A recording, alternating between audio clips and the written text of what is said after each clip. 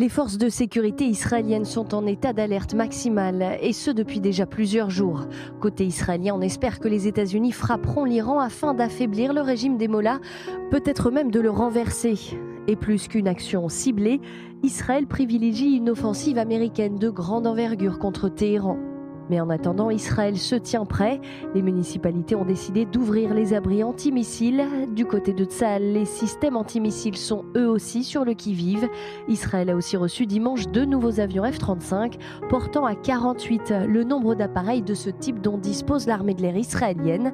Et même si cette livraison était prévue depuis longtemps sans considérer les tensions avec l'Iran, elle représente un atout majeur pour Tsahal. Responsables militaires israéliens et américains multiplient les discussions. Objectif, évaluer les conséquences d'une éventuelle attaque américaine en Iran. Nous sommes pleinement préparés sur le plan défensif à tous les scénarios.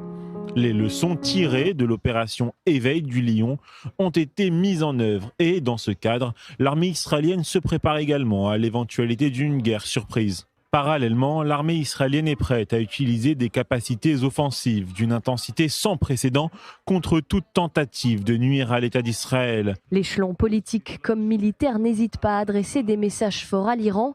Depuis la Knesset, le Parlement israélien, Benyamin Netanyahou a une nouvelle fois mis en garde le régime des mollahs. Si l'Iran commet l'erreur de nous attaquer, nous riposterons avec une force que l'Iran n'a jamais encore connue. Personne ne peut prédire ce que l'avenir réserve à l'Iran, mais une chose est sûre, quoi qu'il arrive, l'Iran ne redeviendra pas ce qu'il était. Les États-Unis se préparent eux aussi. Porte-avions, escadrons de bombardiers, avions de transport. Washington a déployé une importante quantité de matériel au Moyen-Orient. Signe pour beaucoup d'observateurs qu'une attaque sur l'Iran est imminente.